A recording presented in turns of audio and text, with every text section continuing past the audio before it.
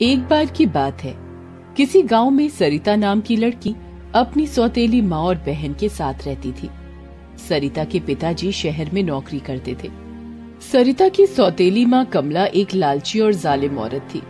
वो सरिता से नौकरानी की तरह घर के सारे काम करवाती थी और अपनी बेटी विमला को बड़े प्यार से रखती थी। माँ, कुछ दिनों में दिवाली आने वाली है, मुझे अपने लिए नए कपड़े खरीदना है। तू चिंता मत कर बेटी, हम कल ही बाजार जाकर तेरी पसंद की सारी चीजें लेंगे। फिर अगले दिन दोनों माँ बेटी सामान उठाने के लिए सरिता को अपने साथ बाजार ले जाती हैं। कमला अपनी बेटी के लिए एक सुंदर लहंगे के साथ साथ बहुत सारे नए कपड़े भी खरीदती है। उसके बाद कमला एक पटाखे की दुकान पर जाकर ढेर सारे पटाखे खरीद लेती है। इस तरह देखते ही देखते कमला अपनी बेटी विमला के लिए बहुत सारी शॉपिंग कर लेती है। ये सब देख सरिता कमला से कहती है, माँ, मैं भी दिवाली में नए कपड़े पहनना चाहती हूँ। पिछले 2 साल से मैं वही पुराने कपड़े पहनकर हर त्योहार मना रही हूँ। विमला की तरह आप मेरे लिए भी नए कपड़े खरीद दीजिए। अच्छा, तो तू अब मेरी बेटी की बराबरी करना चाहती है? हा। अरे जरा आईने में जाकर अपनी शक्ल देख, तू मेरी बेटी के पैरों की धूल के बराबर भी नहीं है। मैं तुझे नए कपड़े लेकर नहीं देने वाली। तू अपने ही फटे पुराने कपड़े पहनकर दिवाली मनाना, समझ गई ना? लेकिन माँ, ये गलत बात है। पिताजी हर महीने ढेर सारे पैसे भेजते हैं, लेकिन तुम दोनों मिलकर वो सारे पैसे अपने ऊपर खर्च कर देती हो और मेरे साथ नौकरानी की तरह व्यवहार करती हो। अरे माँ, इसकी जुबान तो कुछ ज्यादा ही चल रही है। लगता है इसे बहुत चर्बी बढ़ गई है। चलो आज इसकी दिवाली मना ही देते हैं। हाँ बेटी, तूने बिल्कुल सही कहा। इसे ऐसा सबक सिखाएंगे कि ये दोबारा मुंह खोलने की हिम्मत नहीं करेगी। उसके बाद दोनों माँ बेटी सरिता के बालों में ढेर सारे पटाखे बांध उन पटाखों में आग लगा देती है। ये देख सरिता घबरा कर रोने लगती है। अरे ये तुम दोनों ने क्या किया? कोई बचाओ मुझे, अरे कोई मेरी मदद करो। सरिता छटपटा कर इधर उधर भागने लगती है। देखते ही देखते उसके सारे बाल जल जाते हैं और वो बदसूरत बन जाती है। तभी विमला सरिता को लात मार देती है और वो लुढ़कती हुई कीचड़ से भरे गड्ढे में जा गिरती है। ये देख दोनों माँ बेटी ठहाका लगाकर जोर जोर से हंसने लगती है। क्यों सरिता की बच्ची, कैसी रही तेरी दिवाली? मजा आया ना? अगर आज के बाद तूने मेरी बराबरी करने की कोशिश की तो मैं तेरा इससे भी बुरा हाल करूंगी। इस तरह दोनों माँ बेटी सरिता को परेशान करने का कोई मौका नहीं छोड़ती थी। बेचारी सरिता मजबूरी में सब कुछ बर्दाश्त कर रही थी। फिर एक दिन सरिता गांव की लड़कियों के साथ कुएं में पानी भर रही थी। तभी जमींदार का बेटा विकास वहां आ जाता है। विकास अभी अभी शहर से पढ़ाई करके लौटा था। विकास एक बहुत ही खूबसूरत गठीला नौजवान था। उसे देख सभी लड़कियां उस पर मोहित हो जाती हैं। लेकिन विकास उन लड़कियों को जरा भी भाव नहीं देता और सरिता के पास जाकर उससे बात करने लगता है। सरिता, तुमने मुझे पहचाना? मेरा नाम विकास है। हम दोनों बचपन में साथ खेला करते थे।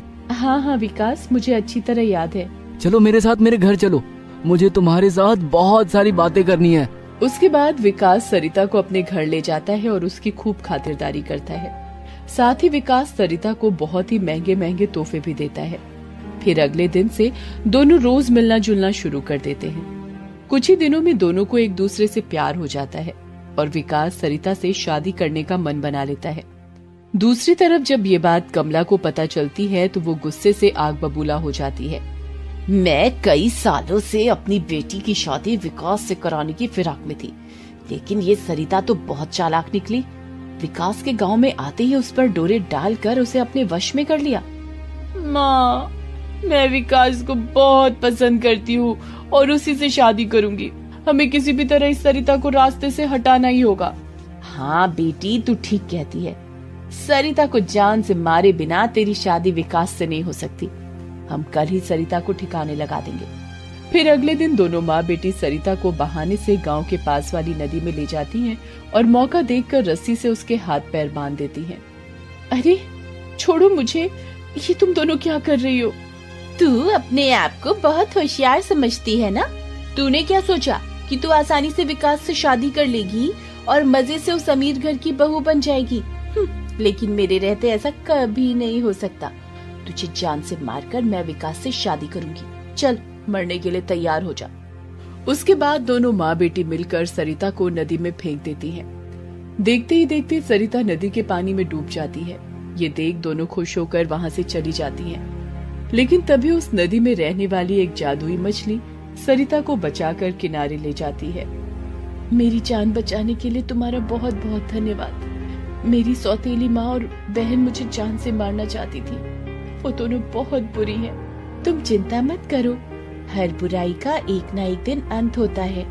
उसके बाद जादुई मछली सरिता को अपनी पीठ पर बैठा लेती है और हवा में उड़ती हुई गुफा के पास ले जाती है। इस गुफा के अंदर लोगों की मदद करने वाली बहुत नेक और अच्छी चुड़ैल रहती है।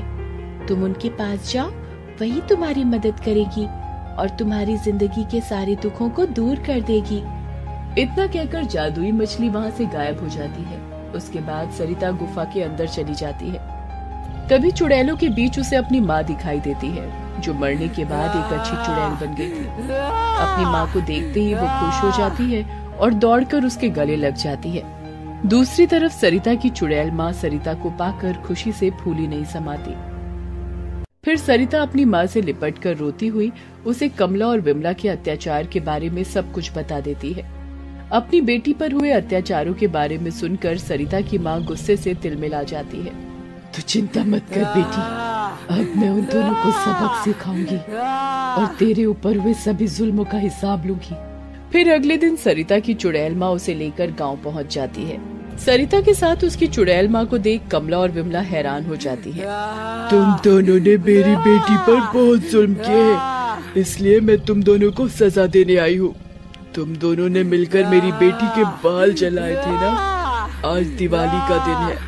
अब तुम दोनों देखते जाओ मैं तुम्हारे साथ कैसी दिवाली मनाती हूँ। इतना कहकर चुड़ैल वहाँ ढेर सारे पटाखे प्रकट कर देती है और वो सारे पटाखे दोनों माँ बेटी के शरीर में बांध देती है।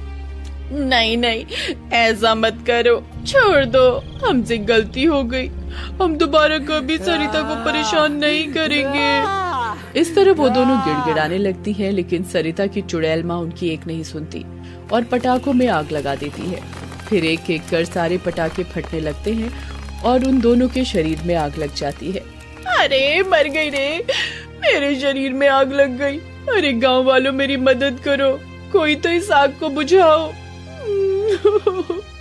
लेकिन गांव वाले उन दोनों को बिल्कुल पसंद नहीं करते थे, इसलिए कोई भी गांव वाला उनकी मदद के लिए आगे नहीं आता। देखते ही देखते वो दोनों आग में पूरी तरह झुलसकर बदसूरत बन जाती हैं। चलो अब तुम दोनों हमेशा के लिए इस गांव को छोड़कर भाग जाओ, वरना मैं तुम्हें जान से मार दूंगी। नहीं नहीं, हमें कुछ मत करना, हम आज के बाद दोबारा कभी इस गांव में कदम नहीं रखेंगे। चल बेटी, जल्दी भाग चल यहाँ से। उसके बाद दोनों माँ बेटी हमेशा के लिए गांव छोड़कर भाग जाती हैं। फिर अगले दिन सरिता की चुड़ैल माँ सरिता और विकास की शादी तय कर देती है और कुछ ही दिनों में उन दोनों की शादी हो जाती है। इस तरह सब कुछ ठीक हो जाता है और सरिता की जिंदगी से सारे दुख दूर हो जाते हैं और वो हंसी खुशी अपनी जिंदगी जीने लगती है। दोस्तों, आप